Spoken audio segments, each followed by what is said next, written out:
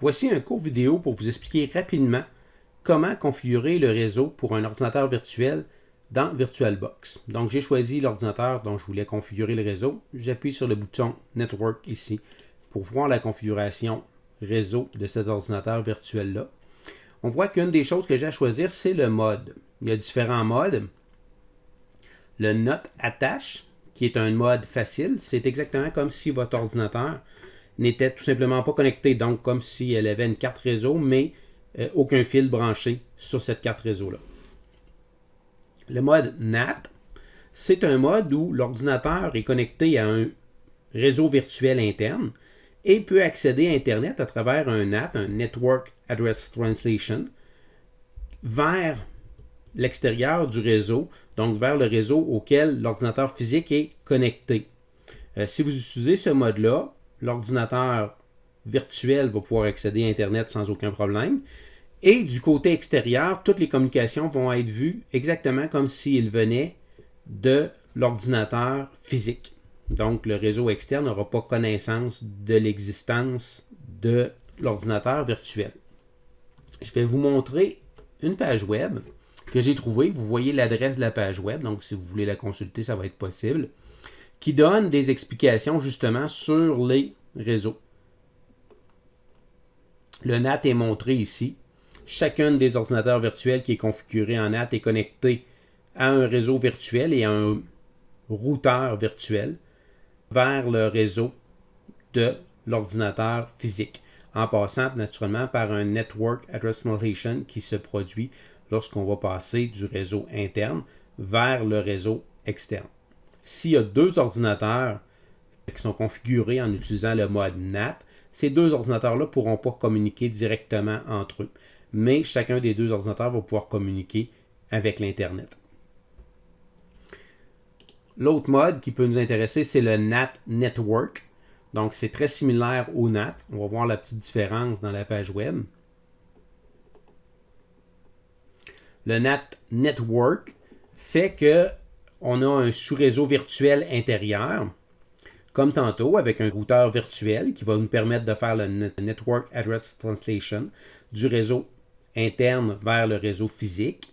Cependant, les deux ordinateurs qui sont configurés en NAT Network sont connectés au même sous-réseau virtuel. Donc oui, les deux ordinateurs vont pouvoir communiquer entre elles sans passer par le réseau physique, mais en passant par le réseau virtuel. Le quatrième mode qui va être visible, c'est le Bridge Adapter. Dans ce cas-là,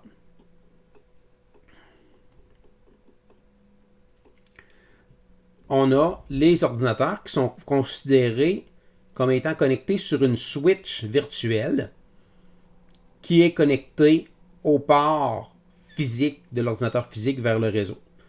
Donc, les ordinateurs ont leur adresse Internet à eux, qui va être sur le même sous-réseau que l'adresse Ethernet de la machine physique. Ils vont avoir leur adresse MAC à eux et ils vont pouvoir communiquer entre eux et aussi avec tout le réseau physique et l'Internet. Dans ce mode-là, les machines virtuelles sont vues sur le réseau exactement comme la machine physique. Il n'y a absolument aucune différence pour le reste du réseau entre la machine physique et chacune des machines virtuelles sont vues comme des ordinateurs à part entière sur le réseau. Vous avez aussi le Internal Network qui est possible comme choix. On l'a vu un petit peu ici.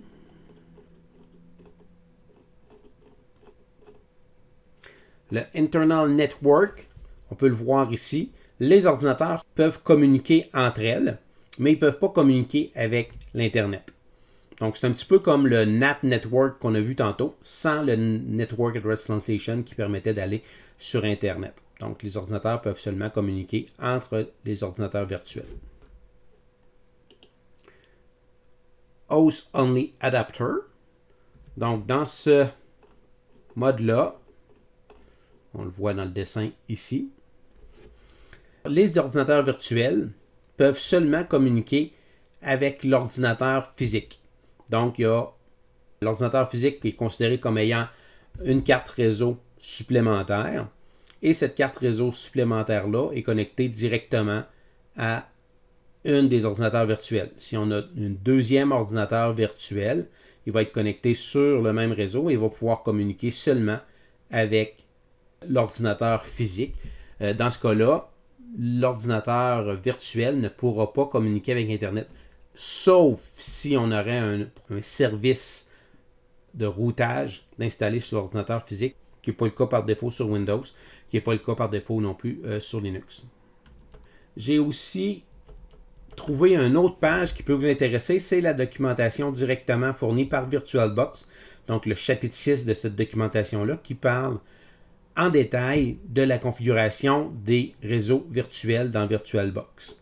Ce que je trouve dommage avec cette documentation-là, c'est qu'il n'y a pas de diagramme de fourni, mais la documentation est complète et vraiment très précise.